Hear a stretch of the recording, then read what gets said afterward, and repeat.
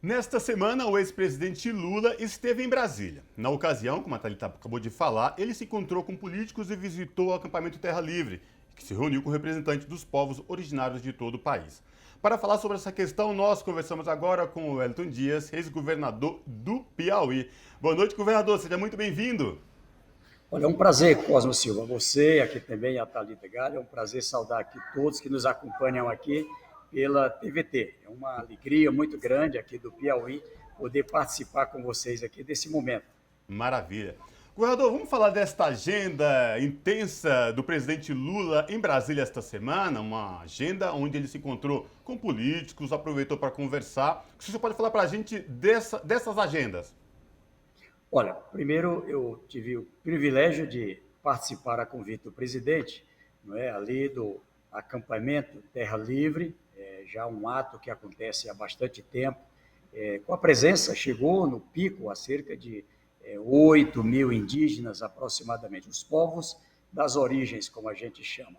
E ali, eu que sou índio descendente com muito orgulho, né, da nação G, da tribo de Jaicopo, tudo que a gente estuda aqui, o Piauí, foi uma alegria. Ali foi um momento em que tivemos a presença de todas as nações indígenas, às vezes parece estranho, nações indígenas, sim, quando os indígenas receberam aqui, quando aqui chegou, ali na época do Cabral, talvez até antes dele, os primeiros que vieram da Europa, depois da África, da América do Norte. Aqui, nessa região do Brasil, nós tínhamos já pessoas que habitavam. Aliás, bem antes de 1500, como a gente normalmente aprende na escola. Basta ver o Piauí, ali na Serra da Capivara, como em outras regiões do Brasil, se comprova um estudo científico, né, carbono 18, com a apreciação de vários restos que são encontrados. Ali, a presença humana já há 50 mil anos atrás. Então, veja, aqui era uma terra habitada, aqui tinha a presença de várias nações, e nesse encontro em Brasília, a presença de 37 etnias. Veja, eu estou falando de línguas, né? O Guarani, o Tupi, várias línguas faladas pelos povos originários. Ali nós tivemos, de um lado, uma homenagem ao presidente Lula, todos os líderes representando todas as regiões do Brasil ali entregaram ao presidente um agradecimento, inclusive alguns presentes, onde ali reconheciam que Luiz Inácio Lula da Silva e depois a Dilma foi o melhor momento para os povos indígenas, para os povos das origens ali, aqui no Brasil. A evolução que tivemos ali na educação, ali foram apresentadas os já bons resultados, jovens que ali por conta das mudanças que o Lula implementou a partir da Conferência de Educação, a presença de técnicos, pessoas da área de educação superior, pessoas com mestrado, doutorado, ou seja, e ali também um momento político, onde entregaram uma pauta em que o presidente Lula se prontificou, não é, de um lado, a resgatar, ali a recuperar ali retrocessos que tivemos agora com o presidente Jair Bolsonaro, ou seja, a permissão de invasão por terras, pela mineração ilegal, madeireiros ilegais, a violência, estupro de mulheres, ali todo esse retrocesso em relação à saúde, hoje faltando até medicamento em relação à educação. Nós estamos falando de cerca de 1 milhão de pessoas que no Brasil se reconhecem como indígenas e hoje não são valorizados. E ele se comprometeu que, sendo eleito presidente do Brasil, se Deus quiser, não é? Já em janeiro, ele quer voltar a ter um encontro com os líderes representativos das nações, não será um encontro tão grande como ele mesmo lembrou, mas para que se tenha, como outros países fizeram, uma pactuação para o emergencial, para o médio prazo e para o longo prazo. Foi um belo encontro, um momento extraordinário, com danças, com apresentações culturais e uma festa bonita, não é? Uma festa, não é? Apesar de um momento ruim, mas a alegria que a gente viu ali nesse momento de homenagem àquele que é um dos maiores líderes do Brasil e do mundo e que tem compromisso, sim, com os que mais precisam, os quilombolas, os deficientes e, é claro, também a população indígena de todas as regiões do Brasil. Governador, ainda sobre essa participação de Lula no acampamento Terra Livre, você já trouxe um pouquinho sobre esses comprometimentos, né, que ele fez. Ele se comprometeu a fazer um dia do revogaço, né?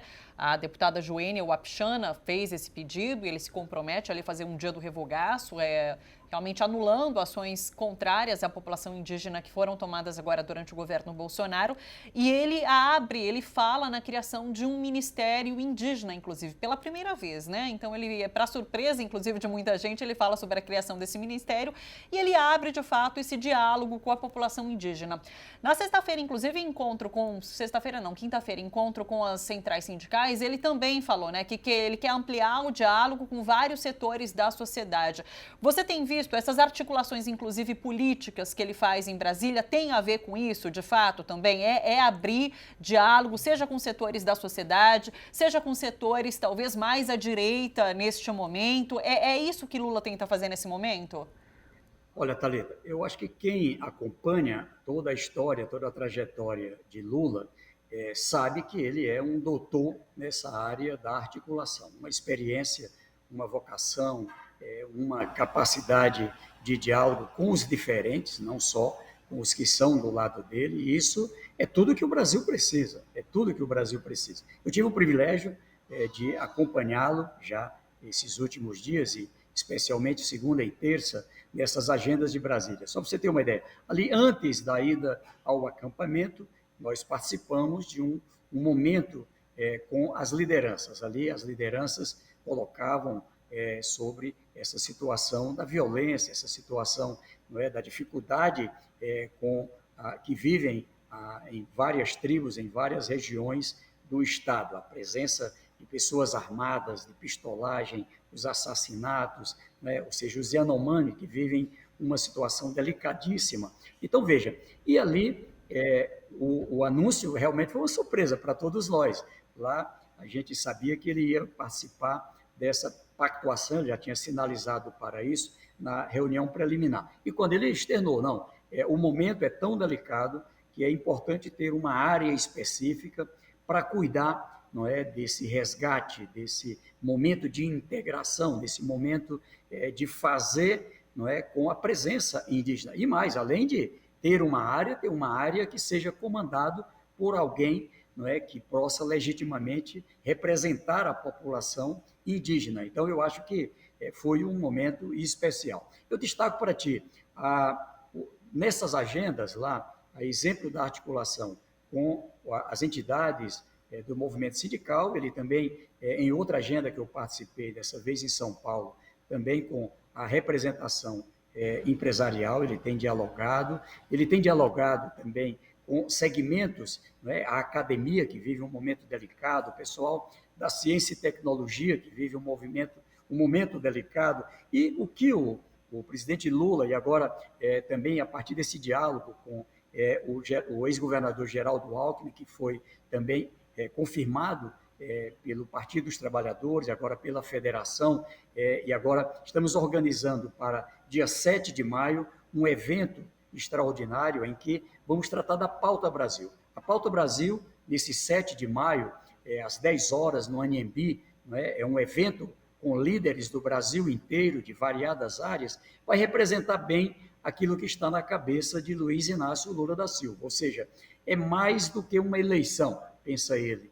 E ele diz, é mais do que um movimento de partidos, uma articulação de partidos, líderes de diferentes partidos, muito além mesmo da frente. Ele dialogou lá no encontro em Brasília com senadores, com bancada da Câmara Federal, de variados partidos que não estão propriamente ainda colocados como da coligação, embora estejamos abertos ao diálogo, do MDB, do PSD, ali do Solidariedade, Rede, e vários outros partidos, além, é claro, PSOL, PSB, PV, PCdoB, enfim. Ali ele coloca a necessidade de organizar um campo político, de um lado, não é? O lado de Bolsonaro, Moro, enfim, que representa esse retrocesso do ódio, do fake news, da mentira, não é? Dessas coisas esdrúxulas que você acabou de citar aí, de compra, do uso do dinheiro do povo, não é? Que é para cuidar da saúde do povo,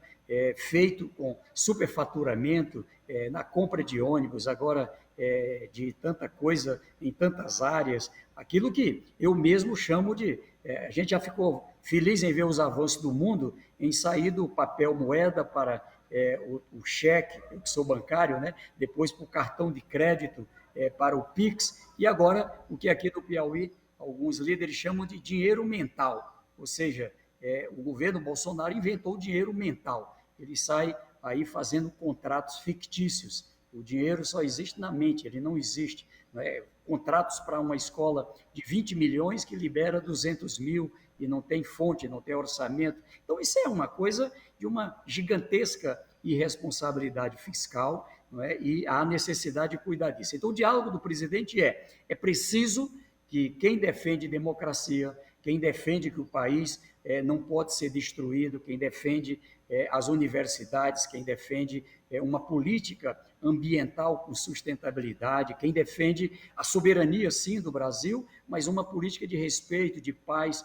com os outros países, para quem trabalha a necessidade de um crescimento econômico que tenha preocupação, sim, como dizem as centrais sindicais, com o emprego, mas também com a fome, com a miséria, não é? Que possa ter aí um apoio para mais empreendedores voltado para abrir mais oportunidade, a garantia de que a gente tenha todo esse eixo social sempre na ordem do dia, o crescimento de pessoas na rua, morando debaixo de ponte, se espalhado pelo Brasil inteiro. Então, esse compromisso, ele reúne um conjunto de líderes, né, que, além dos líderes partidários, Thalita, Cosmo, também os artistas, né, os cientistas, pessoas que são economistas da área da saúde, da educação, líderes sindicais, líderes sociais, líderes de todas as áreas. Então, o pensamento do presidente Lula, o compromisso, o aceno que ele dá é para um movimento mais amplo,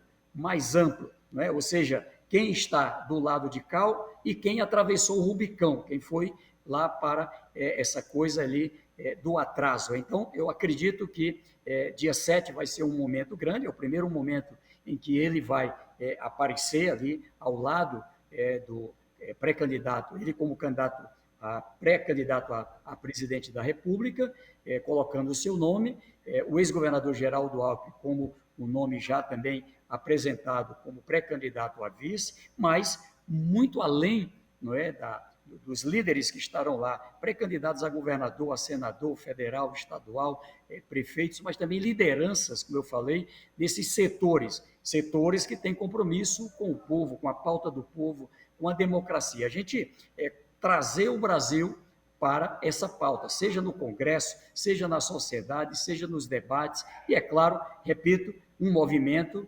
muito além das fronteiras de uma eleição que já é muito. Governador, também nessa agenda em Brasília, o senhor falou muito bem dessas várias reuniões do ex-presidente Lula com políticos, intelectuais, e a ida dele ao acampamento Terra Vive dos indígenas. Como é que foi a recepção das pessoas com quem ele se encontrou a respeito do nome de Geraldo Alckmin como seu futuro vice na chapa presidencial? O que falaram, não falaram, a percepção que o senhor teve, inclusive, do nome, porque aqui em São Paulo muito se falou do nome do Geraldo Alckmin para assumir aí a vice de Lula na chapa presidencial. Como é que foi a recepção em relação ao Alckmin aí em Brasília, quando ele esteve em Brasília? Olha, Cosmo, muito boa essa sua pergunta. Veja só, eu tive o privilégio de acompanhar ali 2001, 2002. Lula dizia, puxa, eu já fui candidato e já perdi eleições aí 3 vezes. Vou para a 4ª eleição ou pode ser outro. Então, eu quero que a gente dê um passo a mais. E ele nos apresentava ali uma proposta, não é, que marcou ali esse início do século XXI. De um lado, uma chapa formada com um dos maiores líderes da classe trabalhadora brasileira, da América do Sul, do mundo, Luiz Inácio Lula da Silva. Do outro lado, um dos grandes e talvez um dos maiores líderes da classe empresarial, o presidente da Federação da Indústria em Minas Gerais, também um empresário que era parte da Confederação Nacional da Indústria, José Alencar. E veja o que aconteceu. Eu acho que qualquer um que acompanhou na época, para lembrar, tinha também, assim como toda essa história anterior, José Alencar do PL, Partido Liberal. Então, não foi fácil. Mas eu acho que, olhando para a história de 2002 a 2010, infelizmente Deus nos levou Zé Alencar, mas um homem digno, extraordinário, que honrou o Brasil, junto com o presidente Lula, e fazendo o Brasil viver um dos mais importantes momentos em todas as áreas de crescimento. Isso aqui podemos dizer, não sem falsa modéstia, para todas as áreas, a evolução da economia. Foi um momento que ganharam os mais pobres, classe média, ganharam também os mais ricos. Claro que o andar de baixo ganhou mais, o Lula nunca escondeu esse seu compromisso de prioridade aos mais pobres. E veja, agora ele apresenta outro gesto, um gesto de líderes de dois partidos que disputaram a hegemonia política em 3 décadas, o PSDB e o PT, o Partido dos Trabalhadores, onde o Lula concorreu com Fernando Henrique Cardoso, com José Serra, agora mais recentemente com o próprio ex-governador Geraldo Alckmin, mas nunca perderam a capacidade de diálogo. Eu fui governador junto com o Geraldo Alckmin, governador. Uma pessoa digna, correta, ali, republicana, várias parcerias foram feitas, participou de vários diálogos, ali pensando no Brasil, claro, o seu olhar para São Paulo, pensando no Brasil. É claro que tem a disputa em São Paulo, mas olhando para o momento que vivenciamos, é um gesto gigante, um gesto em que esses dois líderes deixam as suas diferenças e colocam como prioridade a importância de colocar um novo rumo para o Brasil. O compromisso com a democracia, o compromisso com o crescimento econômico, um compromisso com esse olhar social, um compromisso de trazer o Brasil de volta a um respeito internacional, sair dessa linha do deboche, um compromisso com as instituições, ou seja, um compromisso com o povo brasileiro. E isso ninguém pode duvidar. Eu creio que aqui também nós temos a condição, como ele disse na reunião com os senadores, de muita coragem e o efeito de uma união de pensamentos em que ali nos centramos naquilo que temos em comum, onde teremos aí a condição de um projeto de Brasil que seja verdadeiramente para todos, onde a gente possa ter aí uma condição já de uma reconstrução do Brasil, apoiada na Câmara, no Senado, sair das eleições, do sentimento das eleições. Eu acho que vai ser uma linda eleição. Tem que estar preparado para tudo, porque esse povo lá já está batendo desespero, vão aprontar, vai ser fake a toda hora, vai ser armação de todo jeito, mas Deus no comando, a vontade de povo, e se Deus quiser, eu acho que essa união, ela nos impõe a todos, a quem é do Partido dos Trabalhadores, independente das diferenças que temos, a quem é do PSB, quem é de outros partidos, inclusive partidos além da coligação. Eu vejo líderes de variados setores, que são pré-candidatos em vários estados, já se somando de agora. Então, vai ser mesmo um movimento em favor do Brasil. E eu acho que é isso que o Brasil precisa. Olha só, tempos difíceis a gente vai encarar, inclusive por conta disso que a gente vai conversar daqui a pouco, os escândalos de corrupção que não param de aparecer em relação ao governo Bolsonaro. Governador Wellington, muito obrigada pela sua disponibilidade aqui com a gente, por trazer esses detalhes da movimentação de Lula em Brasília, viu? Obrigado, uma boa tarde para você. Boa tarde, querido. Eu que agradeço. Olha, eu encerro aqui dizendo que sim, é esperança. Lula, essa chapa feita, ela é esperança. Esperança de vitória e esperança de vitória do Brasil. Eu acho que, com certeza, tudo que o nosso povo precisa, não é assim que nem no futebol, é gritar um gol assim do coração, com muita alegria, por uma vitória que não é vitória de partido, não é vitória de um líder. É uma vitória com essa esperança do povo brasileiro, se Deus quiser. Abraço, governador. Abraço.